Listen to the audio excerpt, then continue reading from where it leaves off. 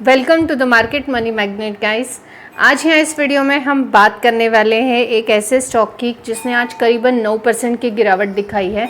अब 9% की गिरावट के बाद बहुत सारे रिटेल इन्वेस्टर डर गए होंगे कि हमें करना क्या है, हमें एग्जिट कर लेना है या हमें अभी भी स्टॉक में बने रहना है। ऐसी कौन सी बड़ी न्यूज़ है जिसके चलते कि स्टॉक एक दिन में करीबन 9% से क्रैश हो गया है। तो चलिए हम देखते हैं कि हम कौन से स्टॉक की बात कर रहे हैं और हमारा स्टैंड स्टॉक में अब क्या होना चाहिए आगे। तो हम बात कर रहे हैं गाइस यहाँ पे टाटा मोटर्स की। अब टाटा मोटर्स जो है आप देख ही सकते हैं कि आज एक दिन में टाटा मोटर्स करीबन क्लोजिंग के वक्त 8.34% की गिरावट में है। ड्यूरिंग द मार्केट ये मोर देन 9% की गिरावट में था।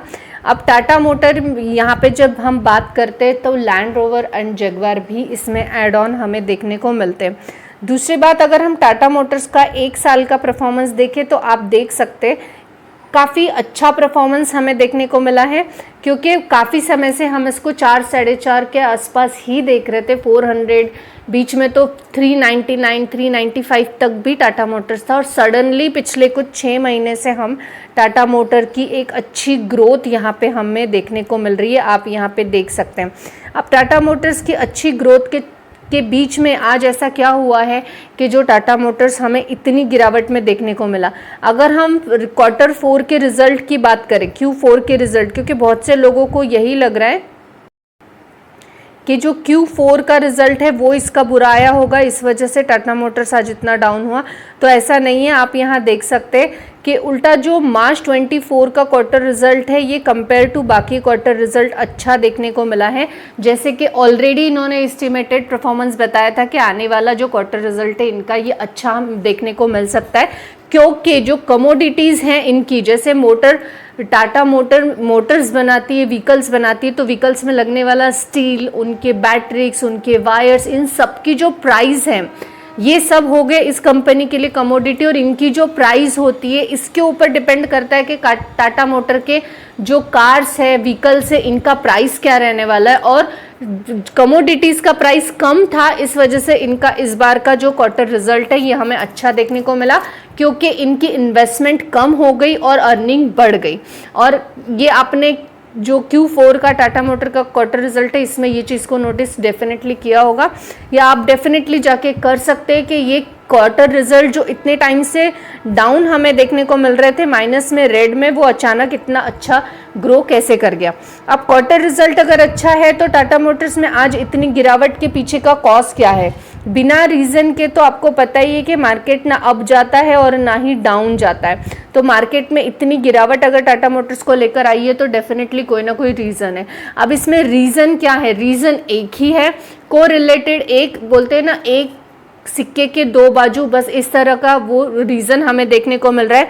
और वो ये है कि मैनेजमेंट की, टाटा मोटर्स के मैनेजमेंट की जो अपनी कमेंट्री आई है, इन्होंने इसमें क्लियर बता दिया है Q4 के रिजल्ट में जो कमेंट्री आई है उसमें, कि जो टाटा मोटर्स का परफॉर्मेंस 24 में हमें देखने को मिला था, सेम परफॉर्मेंस हमें आगे देखने को मिल सकता है। उससे ज़्यादा की एक्सपेक्टेशंस ना रखी जाए, क्योंकि जैसे मैंने आपको बताया कमोडिटी के जो प्राइस है उस पर डिपेंड करता है कि टाटा मोटर्स का रिजल्ट कैसा होगा आने वाले समय में। अगर कमोडिटी के प्राइस कम रहे, यहाँ पे कमोडिटी का मतलब मोटर्स बनाने के लिए जो भी इंस्ट्रूमेंट्स लगते हैं, स्टील, वायर, बैटरीज, जो भी प्लास्टिक्स, जो भी लग रहा है, वो सबके प्राइस पे डिपेंड करेगा कि कंपनी का ग्रोथ कितना हो सकता है। क्योंकि अगर वो प्राइसेस बढ़ेंगे तो गाड़ियों के प्राइसेस बढ़ेंगे, और गाड़ियों के प्राइसेस बढ़ेंगे तो डेफिनेटली यहाँ पे जो है उनका सेल कम हो जाएगा, और सेल कम होगा तो ऑब्वियस है प्रॉफिट जनरेट हो नहीं पाएगा।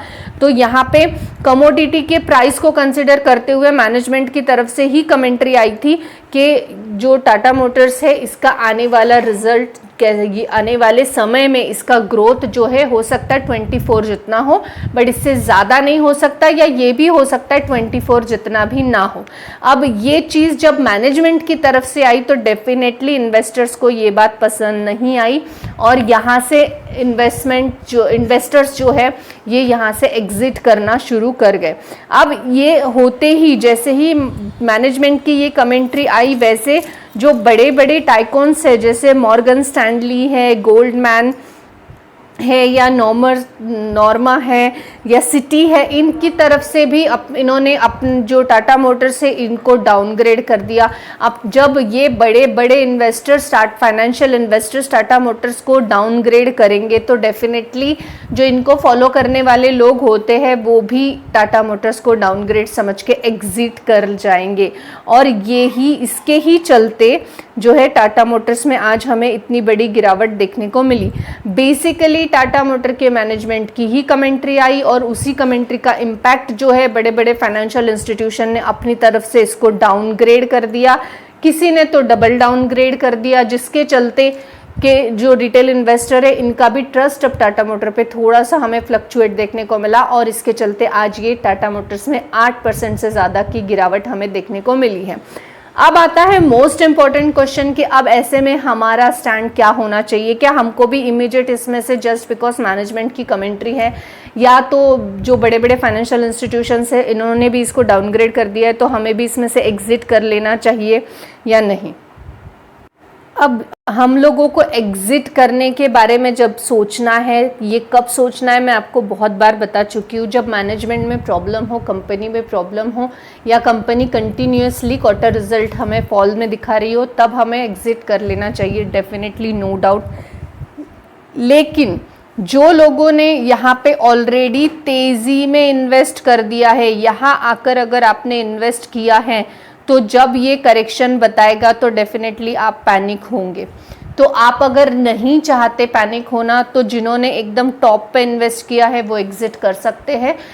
पर मेरा ये सोचना है ये एक जो क्वार्टर रिजल्ट था ये बहुत अच्छा है प्रीवियस क्वार्टर रिजल्ट के हिसाब से। और ऑब्वियस है किसी भी मार्केट में, किसी भी बिजनेस में कमोडिटी रॉ मटेरियल्स का प्राइस अगर बढ़ेगा तो डेफिनेटली कंपनी के सेल्स पे, ग्रोथ पे और नेट प्रॉफिट पे इफेक्ट पड़ता है। तो ये कोई कॉज नहीं हुआ हमें एग्जिट करने का। अगर आपको फ्यूचर के हिसाब से ट्रस्ट है टाटा मोटर्स पे कि हाँ फ्यूचर में ये बहुत अच्छा कर सकता है तो डेफिनेटली आपको बने रहना चाहिए। जिन्होंने हाई में बाय किया है, जैसे जिन लोगों ने 399 में या 400 पे बाय किया है वो लोग तो आज भी प्रॉफिट में हैं और अभी से 50% तक भी अगर ये क्रैश होता है तब भी प्रॉफिट में ही रहेंगे। लेकिन जो लोगों ने 800 900 पे बाय किया है वो लोगों के लिए डेफिनेटली ये डिफ़िकल्ट डिसीजन है कि आपको एग्जिट करना है या नहीं। अगर आपको ट्रस्ट है कि आज से 10 साल 5 साल बाद टाटा मोटर रिकवर कर जाएगा, क्योंकि इलेक्ट्रिक व्हीकल ये एक बहुत बड़ा वेंचर है उनका और इसके चलते आगे भविष्य में टाटा मोटर्स बहुत अच्छा करने के चांसेस डेफिनेटली है। तो आप अगर इस ट्रस्ट के साथ बने रहना चाहते हैं तो आप बने रह सकते हैं। अदरवाइज एक चीज़ और की जा सकती है, जो लोगों ने एकदम टॉप पे यहाँ बाय किया है 800 के ऊपर या 900 के ऊपर, ये लोग एग्जिट कर सकते हैं और जब ये 50% तक करेक्शंस पे आए तो आप यहाँ पे फिर से 400 500 पे उसको फिर से बाय कर सकते हैं। लेकिन ये ओन रिस्क पे आपका होगा, आपकी ओन रिसर्च पे होगा, क्योंकि ज़रूरी नहीं है 8-9% गिरा है यानी ये 50-60% गिर जाएगा। हो सकता है 2-4% और इधर उधर हो और फिर से ये रिकवर कर जाए। आई होप गाइस आपको इन्फॉर्मेटिव लगी होगी। Thanks for watching.